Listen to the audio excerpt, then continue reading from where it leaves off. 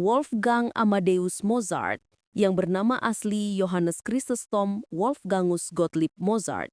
Ia adalah seorang komponis yang berpengaruh pada zaman klasik musik.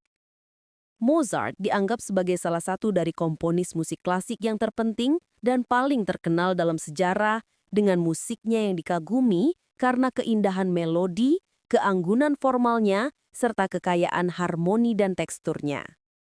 Karya-karyanya, sekitar 800 lagu, termasuk gubahan-gubahan yang secara luas diakui sebagai puncak karya musik simfoni, musik kamar, musik piano, musik opera, dan musik paduan suara. Contoh karyanya adalah opera Don Giovanni dan Die Zauberflote. Banyak dari karya Mozart dianggap sebagai repertuar standar konser klasik dan diakui sebagai mahakarya musik zaman klasik. Karya-karyanya diurutkan dalam katalog Geschichtsverzeichnis. Namun, di balik kemegahan nada-nadanya, ada tragedi sunyi yang jarang disentuh. Perjuangan seorang manusia yang dikejar oleh kesempurnaan dan terjebak dalam tubuh fana. Sejak usia 3 tahun, Mozart sudah menunjukkan kemampuan luar biasa. Di usia 5 tahun, ia menulis komposisi sederhana. Di 6 tahun, ia sudah tampil di istana-istana Eropa. Tapi di balik sorotan itu, ada sosok lain, Leopold Mozart, ayahnya, seorang guru musik yang ambisius dan perfeksionis. Hubungan mereka tidak hanya ayah dan anak, tapi juga seniman dan penciptanya. Mozart kecil, hidup dalam proyek besar sang ayah, membuktikan bahwa manusia bisa melampaui batas dengan disiplin dan bakat. Namun ironisnya, saat Mozart tumbuh, ia justru berjuang untuk melepaskan diri dari tangan ayahnya dari bayangan yang membentuk sekaligus mengekang.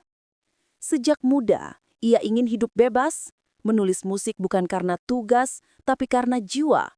Dan dari sinilah lahir paradoks Mozart, kebebasan yang justru membawanya pada kesepian.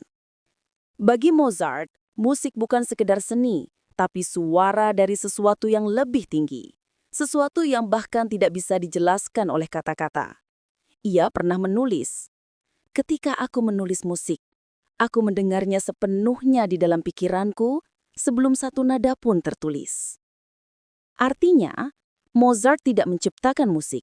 Ia mendengarnya, seolah-olah ia hanya menjadi medium dari suara yang sudah ada di alam semesta.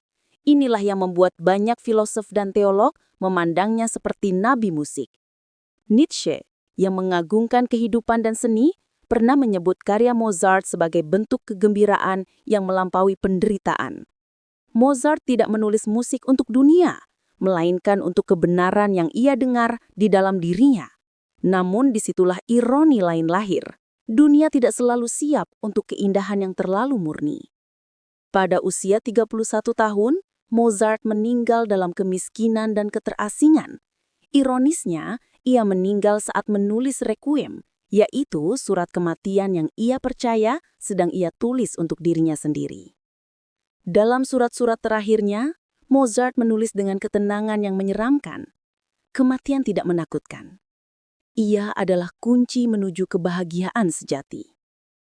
Ia menulis bagian demi bagian Requiem dalam keadaan sakit dengan tubuh yang lemah tapi pikiran yang masih mendengar harmoni sempurna. Seolah-olah ia sudah tidak lagi menulis dengan tangan manusia, tetapi dengan tangan jiwa yang hendak pergi. Dan ketika akhirnya ia wafat, dunia tidak punya waktu untuk merayakannya. Ia dimakamkan di kuburan umum tanpa batu nisan. Namun Requiemnya tetap hidup, menjadi nyanyian abadi tentang manusia yang mengantarkan dirinya ke keabadian.